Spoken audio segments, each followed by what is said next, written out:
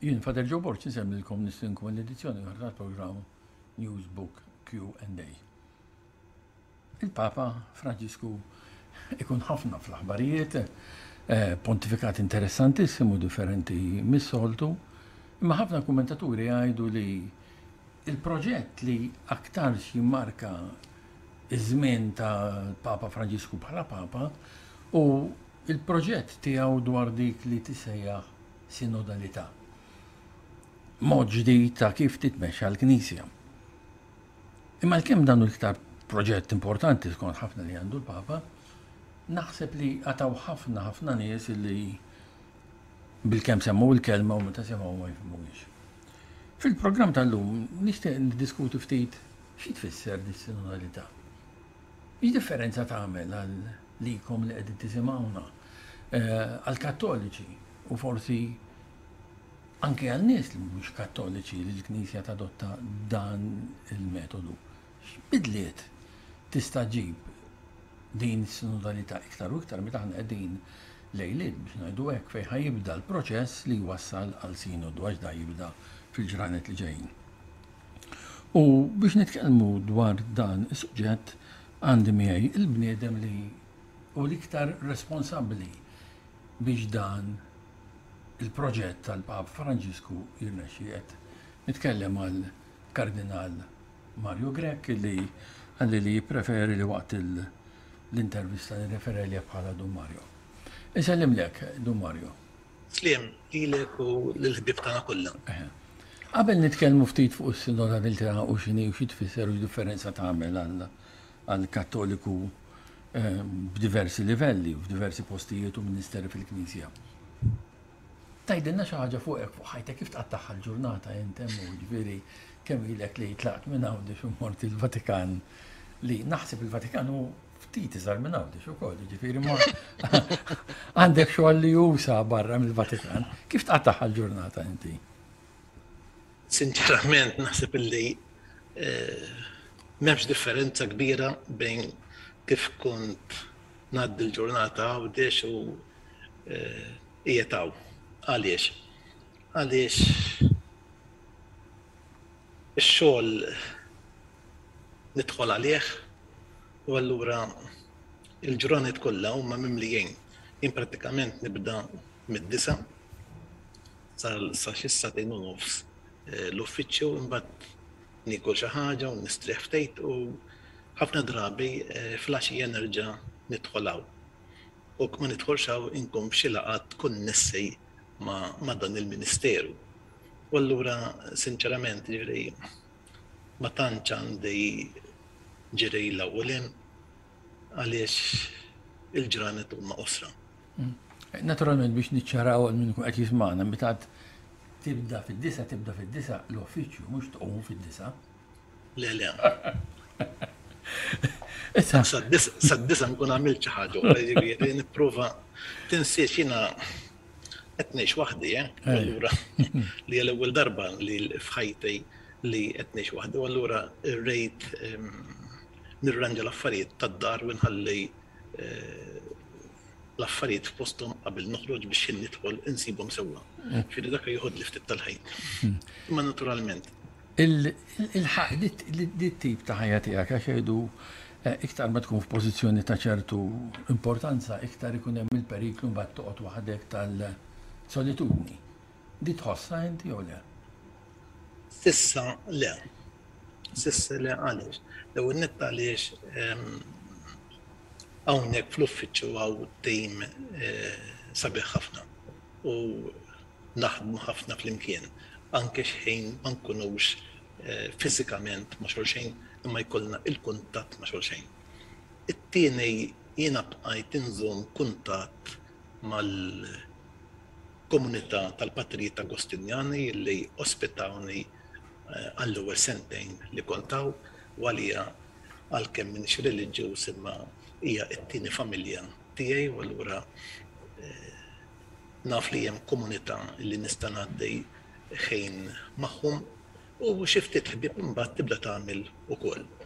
Naturalment illum bil-mezzi li għandna nżomm kuntatt ukoll mal-eruq tiegħi, ġifieri ma' pajjiżna. U nimmaġin anke mal-familja l-lum bil-Zoom u hekk jien niftakar kont qabel il-Covid ġifieri li dħalt waqt it-berik u ninduna fil-kamra fil-kċina ta' din il-mara l-kamra tal-ikel kien hemm laptop miftuħ. U għatila għalt li dik it-tifla tiegħi għalt li toqgħod Scotland. Għalt li kif tidħol minn xogħol dik tixel il-laptop fuq l-Skype. Jien nixal tiegħi u aħna jisna qegħdin fil-ċina u daqqa tajli isma' qed nagħmel dik ir-riċetta. X'kienet il-herb li tagħmilha inti? Nimmaġin inti ma forsi mhux fuq il-herb, imma Le, anke fuq il-herb, ġifieri. Kultant issajjar xi ħaġa wkoll jiġifieri. F'nofsinhar insib plazz ħun kif qed ngħidlek għand il-patrijiet u allura dik hija grazzja kbira, imma fil-għaxija inħawwad xi ħaġa jien u ġieli nċempel lill-ommi u l-oħti u ngħidilhom isma' dikha kif tagħmilha. Bil-mod il-mod l-ewwel darba naħraqa, imma t-tieni darba forsi tiekol. Speċjalment kien kun se nistieden xi ħabib tiegħi jiġi jkun xi ħaġa miegħi allura nipprova nieħu l-gwida anke b'dawn il-mezzi li qed issemmi. Ejja morru fuq is-suġġett tas-sinodalità. Kelma tqila ħafna nies ċertu naħseb li jintkonxu minnha ma jafux x'inhi. Meta ngħidu sinodalità forsi b'mod sempliċi, xi tfisser eżatt? Għanilek m'hemmx għalfejn noqogħdu naħlu ħafna enerġija biex nifhmu dawn il-kunċetti, sinodalità u sinodu. Nista' ntik kelma waħda. Is-sinodalità jfisser li l-poplu ta' Alla jimxi flimkien. U meta ngħid il-poplu ta' Alla qed nifhem il-koll kemm aħna l-imam dejn. Ġifieri mill-aħħar wieħed li tagħmmet illum sa dak li għandu l-uffiċċju Petrejn, ġifieri il-Papa. Is-sinodalità f'termini prattiċi ħafna ifisser li aħna poplu wieħed li għandna l-istess dinjità jekk irridu nitkellmu bid-dinjità għax għandna il-mamudija dik li jgħid Sant Westejn, mhux veru li kien jisqof jien kien għalikom jiena jisqof imma magħkom jiena Muhammad. U naturalment bir-rispett lejn il-karizmi u lejn il-diversi ministeri li hemm fih dan il-poplu talla nippruvaw immeddu pass il-qudiem blajnuna ta' xulxejn. Ok, da li qtajt inti mibni fuq il-fatt li dak li kun jirrealizza li l-iktar ħaġa importanti li għandi jien mamudija. Jien niftakar kardinali bħalissa ma nistax niftakar x'ismu kien wieħed minn dawn li jissemma ħafna ħajsir papa u meta kellmuh għallhom ħanajdilkom. Għallhom l-ikbar ġurnata li kelli jien mhux meta sirt kardinal jew meta sirt arċisqof, l-ikbar ġurnata li kelli kienet meta tammiet għax hemmhekk għandna d-dinjità ta' li talla. Imma naħseb li fil-Knisja nirrealizzaw li mhux dejjem dan hu rispettat minn kulħadd. Il-Knisja ġerarkika, kważi monarkika, fil-parroċċja jikmanda l-kappillan, fid-djoċesi jikmanda l-isqof jew ikun jaħseb li qed jikmanda l-isqof u fil-Knisja jikmanda l-Papa. Jiġifieri n-nies l-oħrajn li għandhom mamnudija kienu jgħidu fuqhom to pray, to obey. To pay. And to pay, eżatt, xi dik insejta. Għanidek, dan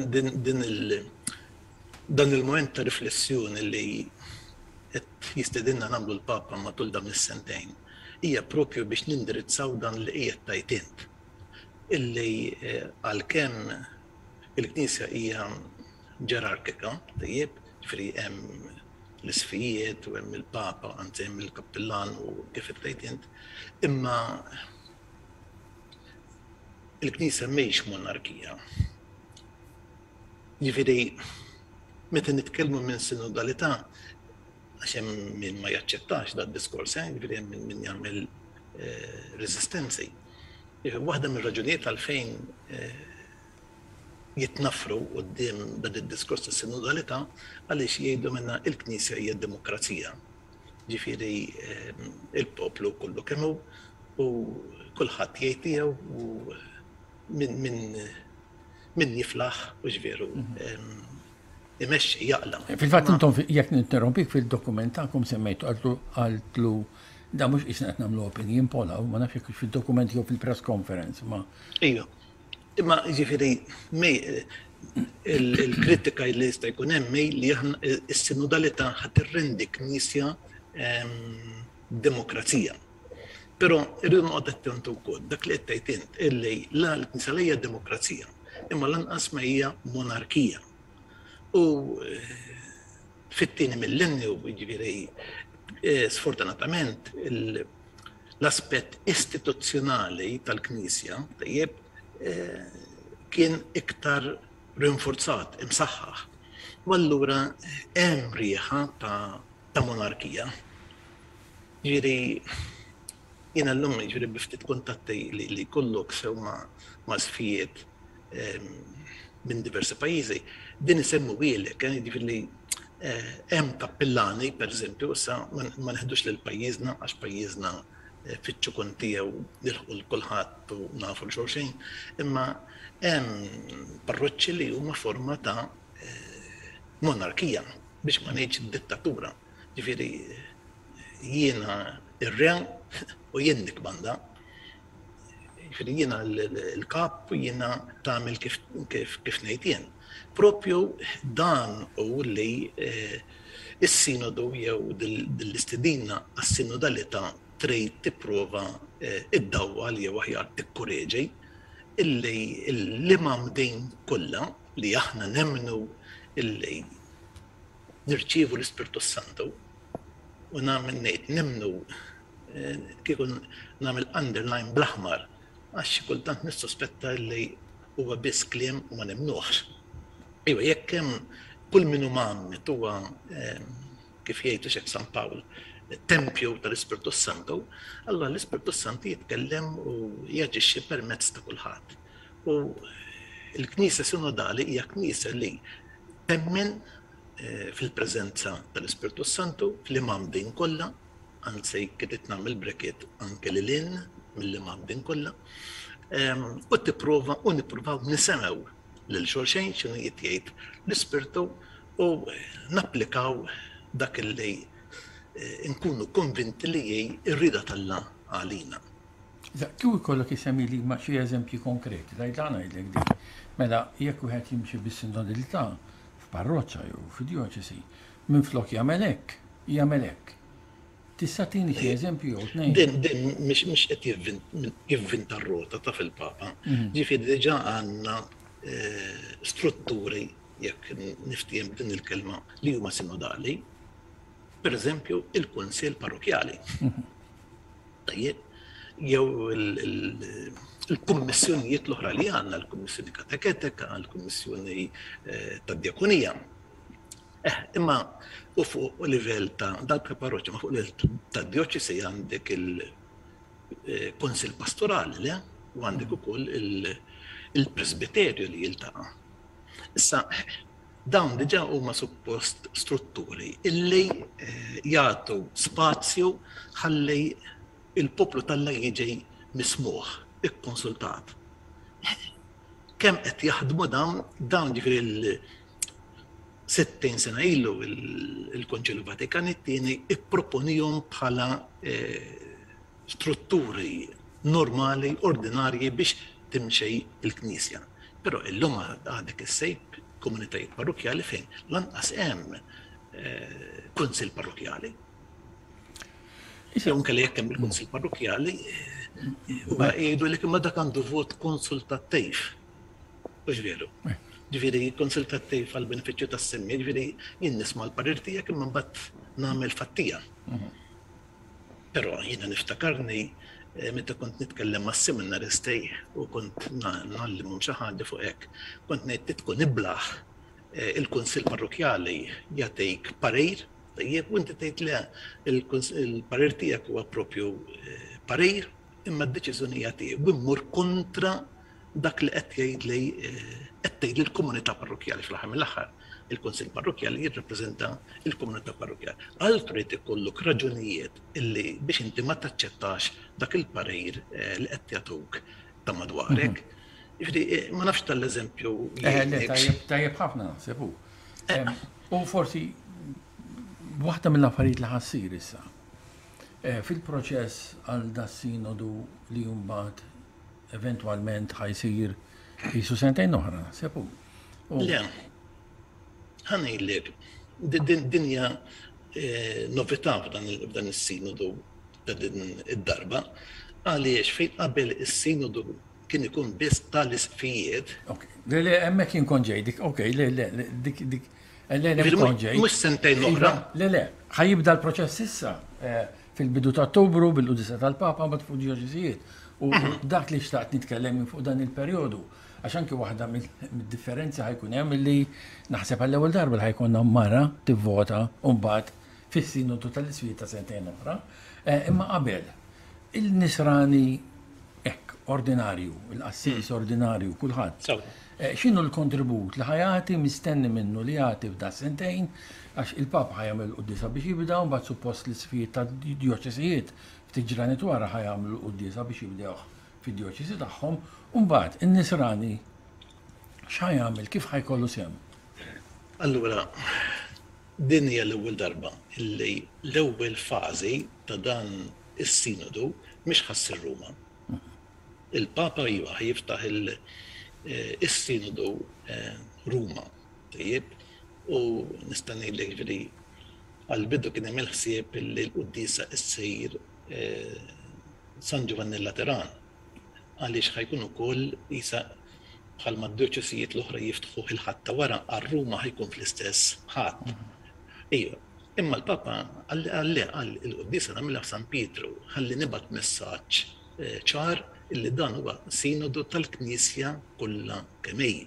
Tajjeb, allura once li nitilqu fl-10 ta' Ottubru, tajjeb, hemmhekk hemm 6 xhur illi matulhom aħna għandna d-dmejr illi nagħtu widin għal dak li irid il-poplu Alla iwassal għal domanda sempliċi ħafna. Xi knisja aħna rridu għal għada biex ma ngħidx għallum. Fuq dan forsi jkollna ċans nitkellmu. Tajjeb, issa għaliex huwa ġdejd. Qabel inti taf kien hemm il-Papa Franġisku daħħal dak li kien jgħidu il-kwestjonarju. Jew inkella qabel kien jistaqsej lill-isqof x'jaħsbu n-nies. U l-isqof kien ikollu biċċa xogħol irid jinterpreta dak li jaħsbu n-nies. Illum le, illum mhux lill-isqof x'jaħsbu n-nies, imma il-poplu Alla xirejt u l-poplu Alla għandu din il-possibilità, l-opportunità illi iwassal il-vuċi tiegħu jew aħjar aktar mill-vuċi tiegħu dak illi fil-kuxjenza iħoss illi l-Ispirtu Santu irejt iwassal lill-isqof u lill-Papa jew lill-isfijiet flimkien. Mela, ħajkun hemm għandi nifhem jien laqat, konferenzi, forsi wieħed jista' jibgħat illum anki bil-mezzi tal-lum email jew hekk qed nifhem sewwi li ħajkun hemm għal dan 6 xhur dan proċess f'kull djoċesi? Kull djoċesi tajjeb hija mistiedna illi tkun daqsxejn kreattiva u toħloq dawk il-momenti iktar milli few wieħed jibgħat it-tweġibijiet il-ħżus tiegħu imma li ikun hemm sharing flimkien, sejn flimkien, nisemgħu lil xulxejn. Tajjeb, ħalli ikun hemm dan il-proċess ħaj ta' smieħ. Naturalment, narġa' ngħid, aħna flimkien mad-dokument preparatorju ipproduċejna wkoll għall-ewwel darba handbook. Handbook li fih hemm gwida, proposti, suġġerimenti dwar kif isejr is-smieħ. U allura tajna ċertu metodoloġija.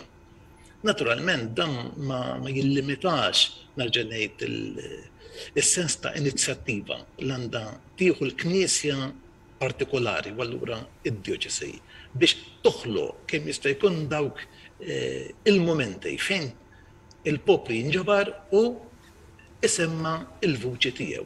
Pereżempju, Ruma, għax qed naħdmu fl-għaxeq qrib ma' Ruma peress kif qedlek is-sinodu għar-Ruma ħajjiftaħ flimkien ma' dak tal-Knisja kollha, għandhom l-idea illi fil-pjazzezz iwaqfu t-tiniet.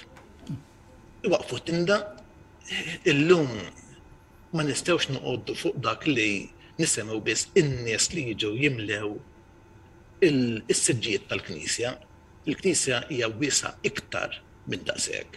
U allura biex nagħtu l-opportunità anke lil min mhux prattikanti, imma li iwassal il-vuċi tiegħu, dan pereżempju ħajjoħolqu propju tinet li ikun mifruxejn mal-pjazzess u jagħtu iċ-ċans illi wieħed iwassal il-fehmiet tiegħu. Naturalment, kull dioċesej għandha jinnejt id-dmejr illi toħloq dawn il-momenti ta' tiġbor in-nies flimkien u nisimgħu l-xulxejn. Naturalment, jekk nitkellmu fuq il-Knisja, tajt ġustament, Mario, li x'tip ta' Knisja rridu. Aħna ngħidu mid-bniedem mitfema. Jiġifieri ħara kemm hawn tipi idea ta' Knisja. Imbagħad x'isir bdew kulħadd jgħid tiegħu u il-pass ta' wara x'ikun imiss. Allura, mhux biżżejjed li kulħadd jgħid tiegħu, jiġifieri imbagħad irid ikun hemm ukoll dak li jgħidu proċess ta' discerniment. Jiġifieri nistħarġu narblu ftejt dak li ġej minnej u dak li ġej mill-ispirtu u dak li ġej mill-ispirtu suppost ikun jintlaħaq jinnejt ċerta armonija bejn dawk li jieħdu sehem fil-konsultazzjoni u għalhekk din hija għalija prova illi l-Ispirtu Santu qiegħed ħaj fil-Knisja. Veru li jista' jkun hemm fehmijiet kontrastanti, veru li jista' jkun hemm ukoll fehmijiet li mhumiex fil-linja anke tad-dottrina biex ngħid hekk. Imma dak m'għandux ibbażżana jekk aħna nemnu li l-Ispirtu Santu qiegħed jiggwidana. Jien ngħidlek dejjem jiena għall-grazzja tal ħadd sehem f'erba' sinodi tajjeb tal-isfijiet. L-ewwel 15 tgħid fejn qegħdin. Għax isma' il-partiti mhumiex qegħdin biss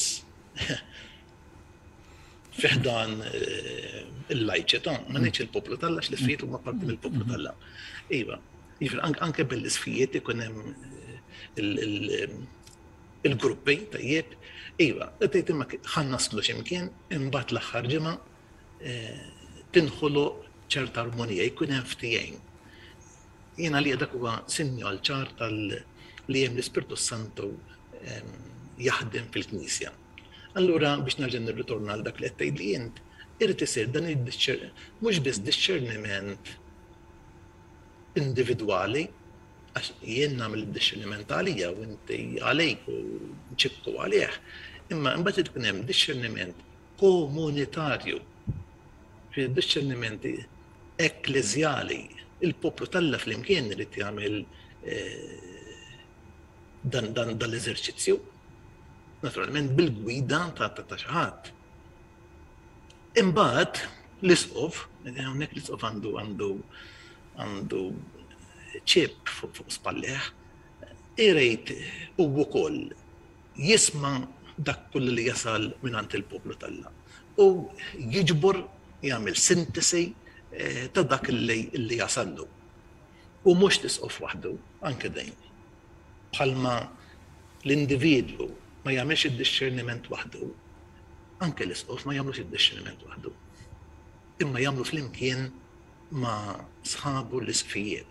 U għalhekk biex ngħidlek it-tieni livell ta' dal-eżerċizzju u fih dan il-konferenza episkopali.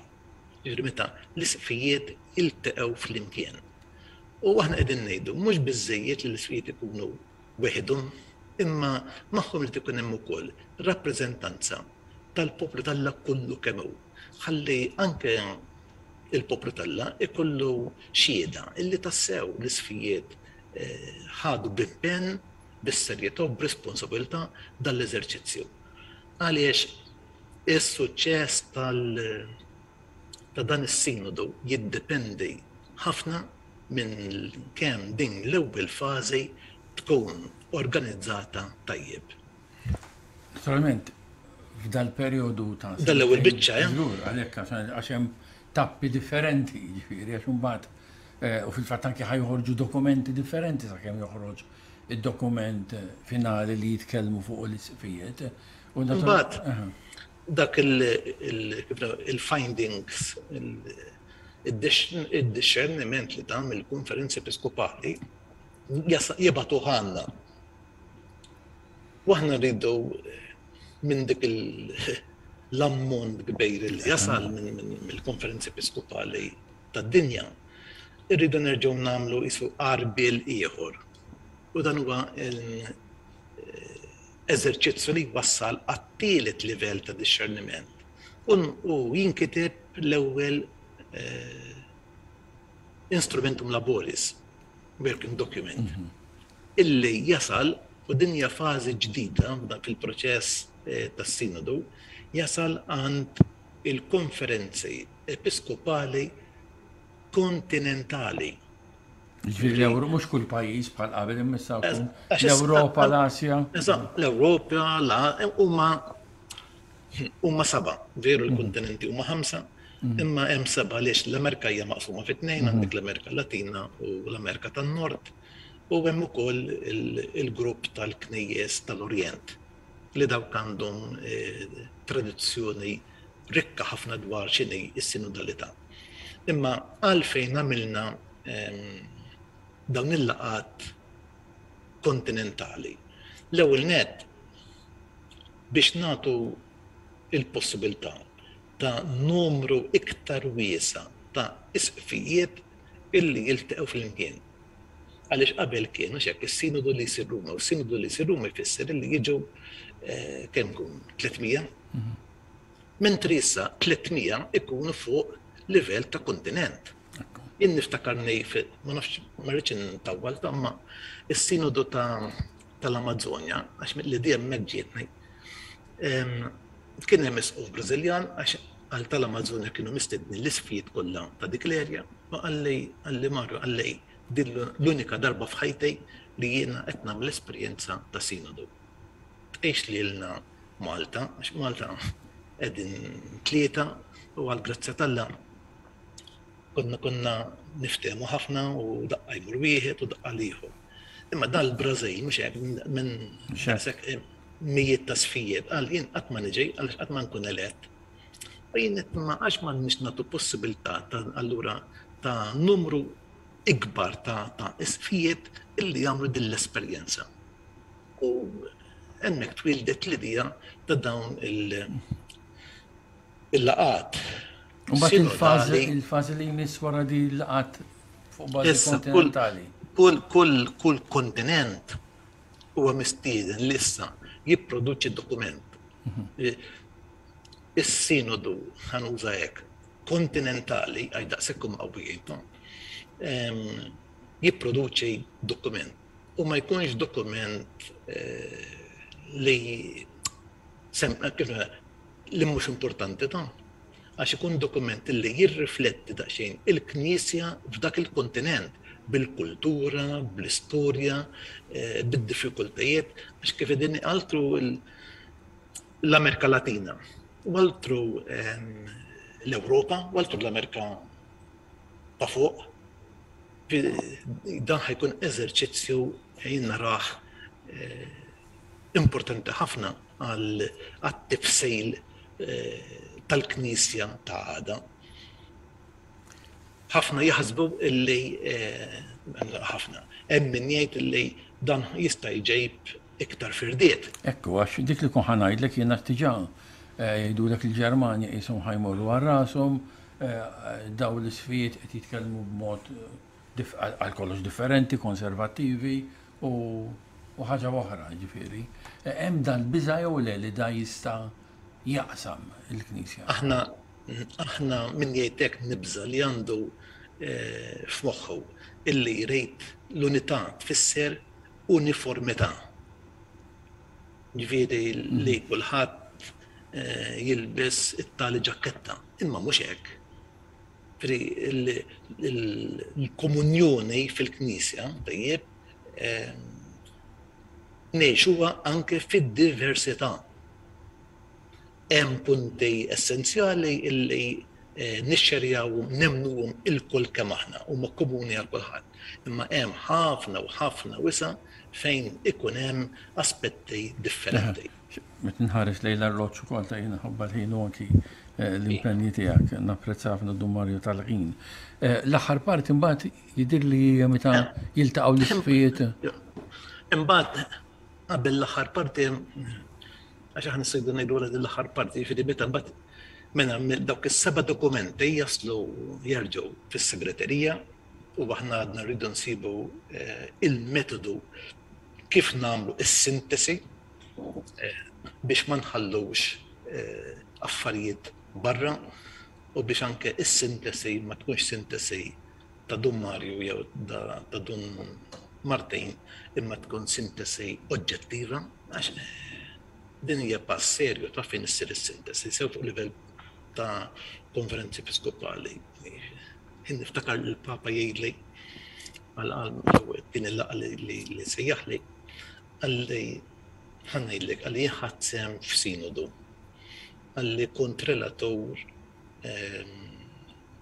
redatur ġenerali tas-sinodu għalli ma kienx mesnijin imma mbagħad kien hemm ta' Twin Towers kien hawn l-anniversar dalla għallu l-isqof il-kardinal ta' New York kellu jimgħu għallu qabdu lili għalli mbagħad għal nifqinsib ruħi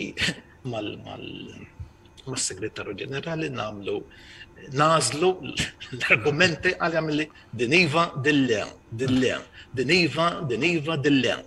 Għalli marriċ hekk. Ġifieri kollox ikun imbagħad suġġettiv. Imma jien irrid nipprova illi ikun hemm mill-inqas dall-aspett ta' għażliet li jagħmel l-individwu dak li jasal irid ikun il-vuċi tal-Knisja kollha kemm hi. Imbagħad ikun hemm dan l-imbierek l-aħħar fażi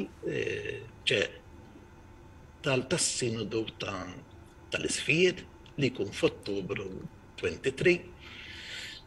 Narġa' ngħid l-isfijiet għandhom ir-responsabilità tagħhom u rridu jagħmlu id-discerniment fuq dak li jasal mingħand il-poplu tal-Alla mill-qiegħ, mill-bażi. Tajjeb.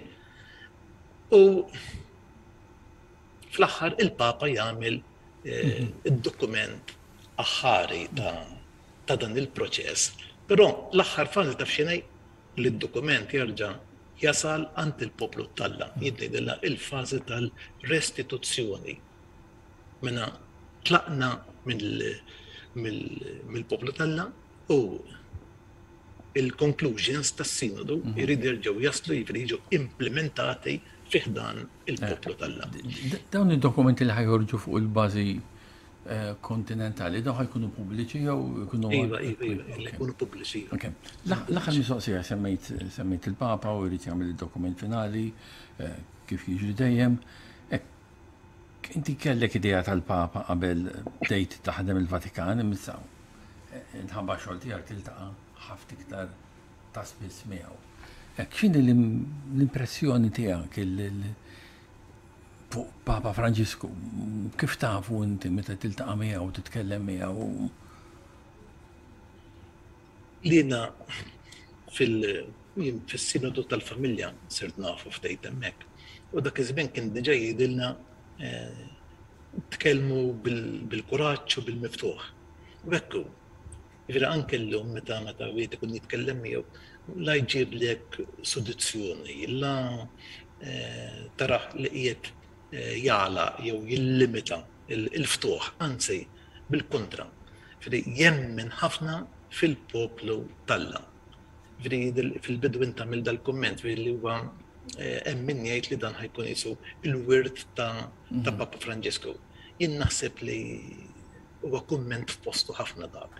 Għaliex il-Papa li ġej mill-Amerika Latina u allura mill-esperjenza ta' Apparecida, għax hemmhekk kien hemm dokument importanti ħafna, għalih tantu importanti dak id-dokument li llum meta iċċelam ġifieri l-Konferenza Episkopali tal-Latin Amerika qed torganizza assembleja ekklesjali oħra għallhom tagħmlux dokument ġdejt, erġgħu morru lura għal dak id-dokument taċ-ċelam.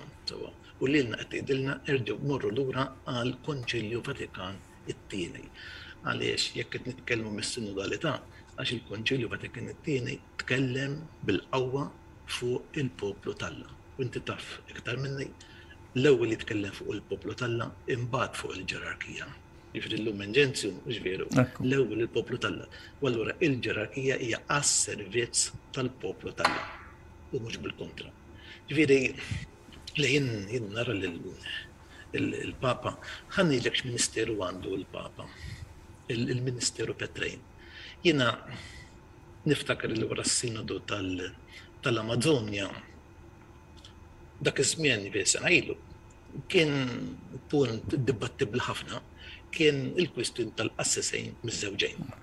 Niftakar il-viri probati insomma. U għalkemm kienet ivvotata għax dissa biha għax mhix il-maġġoranza ta' jiġifieri ħafna jitkellmu fuq il-vot, inti l-ewwel semmejt il-vot. Imma mhux il-vot taf li jagħmel is-sinodu. Jien f'konferenza stampa li kien hemmhekk kemm nixtieq li insibu mod kif ma nibqgħux nivvotaw. Għaliex il-vot minnu nnifsu fih rieħa ta' maġġoranza li terbaħ fuq il-minoranza. Dak mhux il-kriterju biex ikonna isa ftit ta' ċertezza illi qed nagħmlu rida Talla. Xi darba anke l-minoranza tkun qed tagħmel rida Talla anke kitmu kontra il-maġġoranza. Iva, għadda dakinhar il-vot favur il-assessejn miż-żewġejn ħalli issemmi jifhmuna u l-Papa dan ma ċċettaħx fid-dokument aħħari u qalli għaliex. Għalli ħanejlek marra għaliex ma ċċettajx, għalli għaliex jien ħassejt illi waqt il-diskussjonijiet id-dibattiti ta' matul is-sinodu iktar kien hemm konfront ta' ideoloġiji milli disċerniment. Allura nħoss li għaddu għad m'hemmx din iċ-ċertezza illi għandna nagħmlu dan il-pass. U li per lej dak li qed madu fett kemm aħna għandna x'grazzi għandna il-Ministeru ta' Pietru illi jista' jgħinna biex inkunu ftit iktar ċerti illi id-disċerniment li qegħdin nagħmlu huwa disċerniment korrett. Dan huwa l-Papa Franġisku. Fil-qosor fl-aħħar, ma fuq il-livell uman, hekk jiċċajta waqt li tkun qed titkellmu dawn. Jiċċajta. Tajjeb. U jgħid iċ-ċajt kollu insomma. Mhux ħansaqsik x'ċajt jgħidu għax forsi pubblika f'iktieb xi darba. Le ma ħanejlek, imma jiġifieri wieħed iħossu ħafna ettiż. Fri ma nagħtix ngħidlek waħda. Mela jien wara li sirt insomma kardinal arġajt mort kif jien illum ħadd naturalment għaxen ta' ġakketta ħalli iva. Xi wara li ħriġt xi 15 wara bastu l-kummenta għalu l-isma għalu li darb'oħra mur li bes dik is-sottana bil-buttuni humor. Aħna ngħidu l-affillittata li u bil-faxx nafxna fien. Għalu lax gergru ta' li inti ma m'intix tirrispetta il-protokolli insomma. U ġejt biex immur. Għadda xi xahar u reġa'. U qed tħammur mela xi tħammur li bes. Malli nidħol. Għalli ġab, għalli l-lum kif ġejt li bes il-libsa tat-tieġ. Ma għatlu, jivri, jiftakar li s-soltu ma mux hekk.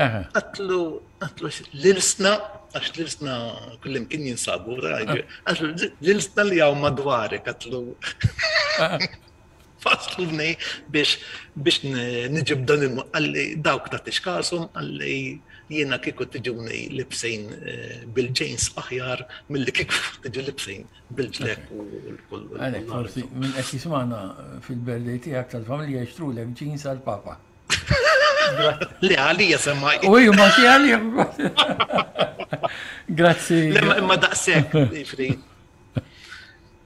Grazzi li l-ek. Grazzi ħafna u nirringrazzja naturalment l-kolla li segwi għanna fuq newsbook.com dan inti saħħa.